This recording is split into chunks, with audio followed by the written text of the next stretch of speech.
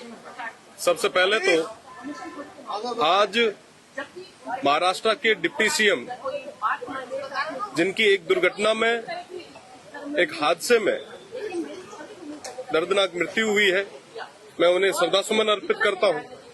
और साथ में कई लोगों के और भी हताहत होने की सूचना मिली है, मैं श्रद्धासुमन अर्पित करता हूं। आज गवर्नर साहब का अभिभाषण है, इसमें पिछले साल का ब्यौरा भी होगा, आने वाली रणनीति सरकार की जो दिशा है वो भी प्रदेश के सामने आएगी। पर सबसे बड़ा विषय है कि पिछले कुछ दिन पहले ओमार सीट का एक प्रकरण लंबे समय तक चला भी है, आए दिन न्यूज़पेपर्स में छपा भी है, इलेक्ट्रिक मीडिया ने अच्छे से चलाया भी है। हकीकत यह है कि दोनों ही सरकारें युवाओं के भविष्य के साथ फुटबॉल खेल रही है।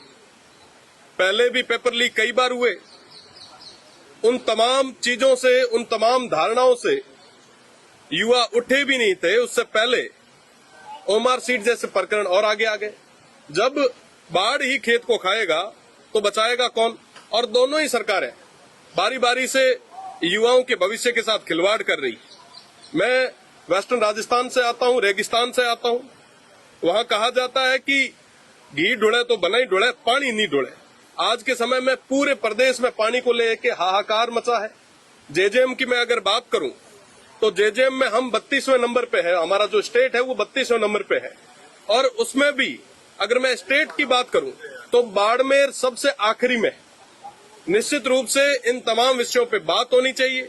मैं माननीय स्पीकर साहब से निवेदन करना चाहूंगा कि आप पेपर लीक पे, जेजेएम पे, यहाँ के हेल्थ और एजुकेशन के सिस्टम पे एक विशेष चर्चा कराएं। हेल्थ की मैं अगर बात करूं तो आपने पिछले दिनों देखा होगा कि जैसलमेर में एक बस दुखांतिका हुई, कई सारे लोगों के हताहत होने की सूचना मिली। बर्निंग यूनिट तक बाड़मेर, जैसलमेर जो सबसे ज्यादा रेवेन्यू देता वहां पे नहीं है। आज के समय में ट्रॉमा सेंटर की अगर हमारी बात करूं तो सबसे बुरे हाल है। अगर मैं बाड़मेर, जैसलमेर के पर्यावरण की बात करूं तो ओरण, गोचर और खेजड़ियों को पूरी तरीके से डिस्ट्रॉय किया जा रहा है। पर अभी तक प्रदेश की सरकार का कोई स्पष्ट रुख अभी तक सामने नहीं आया। कई हमारे जो युवा साथी हैं वो जैसलमेर से जयपुर तक पद यात्रा कर रहे हैं। आखिर ये जरूरत क्यों पड़ी?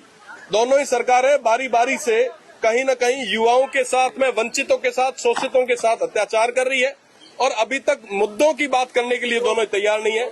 मुझे लगता है कि इस सदन में अगर मुद्दों पे बात होगी तो निश्चित रूप से प्रदेश की जनता को उसका फायदा मिलेगा।